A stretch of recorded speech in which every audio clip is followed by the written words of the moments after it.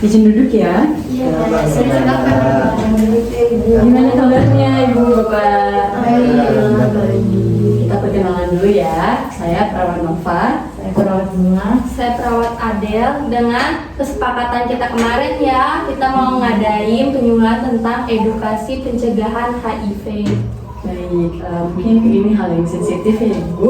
Tapi karena kemarin sudah konsultasi juga ya untuk salah satu dari keluarga ada yang terkena gejala HIV ya, ibunya ya, yang lansia. Nah ini sebelum semakin parah kita perlu lakukan edukasi ya Ibu supaya penyakitnya tidak semakin menular dan semakin membahayakan bagi Ibu dan juga keluarga. Di sini kami sudah mencetak poster yang nanti bisa menambah wawasan ibu dan bapak serta keluarga dalam menangani HIV atau AIDS ini. Nah, HIV ini penyakit yang sangat berbahaya ya Ibu, dikarenakan ini dapat menular. Tidak hanya saja misalnya kita punya penyakit biasanya kan tidak menular, tapi kalau penyakit seperti ini dapat menjangkit orang lain yang ada di sekitar kita. Jadi perlu sekali untuk berhati-hati jika sudah ada gejala HIV/AIDS ini ya.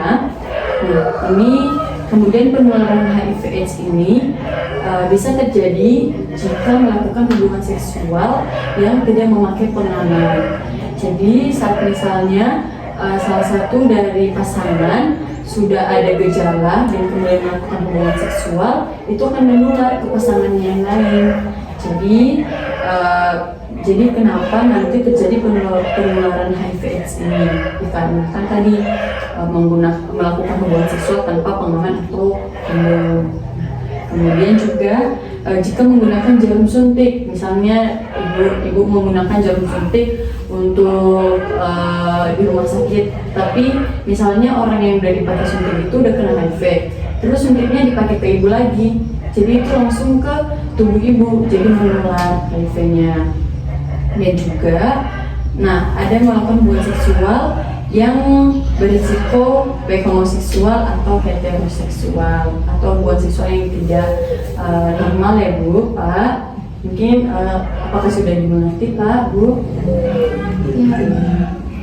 Kemudian cara mencegah HIV/AIDS ini, yang pertama melakukan hubungan seksual yang aman. Jadi nanti ibu misalnya hubungan seksual pakai pengaman ya ibu, contohnya kondom, biar tidak langsung berinteraksi antara cairannya agar tidak menular. Kemudian disarankan tidak untuk berontak-ontak pasangan, takutnya nanti salah satu dari pasangan terkena dan kemudian menularkan ke kita.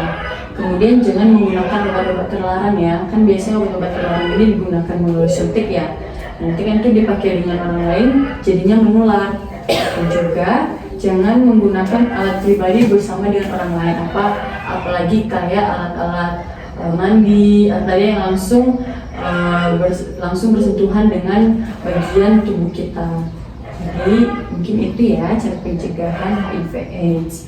Selanjutnya akan dijelaskan oleh Mbak Rizka. Terus biasanya tuh ada gejala, muncul gejala kayak sakit tenggorokan, terus itu ada kayak flu, terus demam juga. Ibunya itu bisa kelelahan, tapi kebiasaan dari gejala HIV ini tidak muncul. Nah, terus buat pengobatannya itu belum ditemukan ya secara pengobatannya, tapi udah ada untuk memperlambat kayak pencegahan virus itu berkembang biak di tubuh kita, seperti ada jenis obat antiretroviral atau ARV, yaitu jenis obat ini bisa dibagi menjadi 5 ya, yaitu ada etrovirin, evovirens, lamivudin, cidafudin, dan juga novirapin. Mungkin itu aja sih Mbak edukasi dari kami. Baik Mbak, dari penyuluhan yang kita sampaikan tadi, apakah ada yang ingin ditanyakan? Baik Mbak, untuk gejalanya itu kira-kira berapa lama ya? Kurang lebih 2-6 minggu ya Mbak, tapi kan kebiasaannya tidak menimbulkan gejala ya, jadi tidak tahu berapa lama gejalanya itu berlangsung. Mungkin itu aja sih Mbak.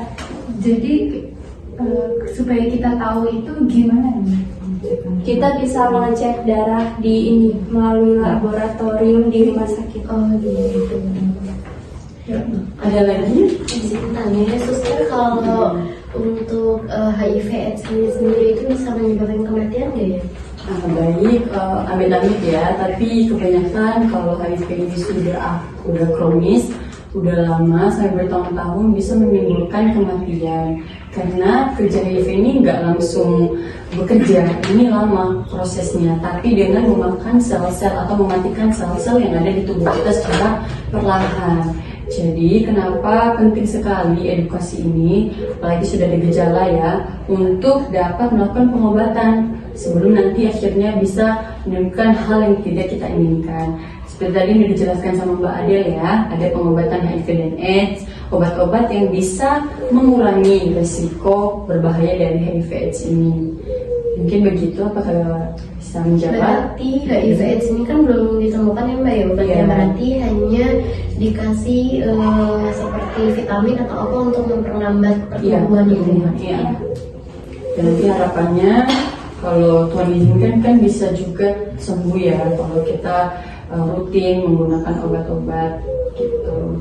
Ada pertanyaan lagi? Ini Mbak, seumpamanya kita makan di satu tempat, satu piring yang sama nih, apakah itu dapat menularkan HIV-nya juga? Baik Pak, izin menjawab ya. Mungkin ini tidak menularkan, tapi lebih baik Bapak menghindari ya, karena itu kan lebih bagus ya Pak. Mungkin itu saja. Apakah ada pertanyaan lagi dari Ibu atau Bapaknya? Sudah cukup. Mungkin udah cukup Mbak, segitu aja. Mungkin kalau udah cukup dan sudah dimengerti, kami izin pamit ya Ibu, Bapak. Ya, terima kasih ya Mbak. Kami ucapkan terima kasih juga ya. Sudah meluangkan waktunya ya Ibu. Harapannya supaya ini dapat bermanfaat ya bagi Bapak dan Ibu. Terima kasih. Terima kasih ya Bapak. Ini bisa dipakai ya Bu di pasien. Terima kasih ya Mbak. Mbak.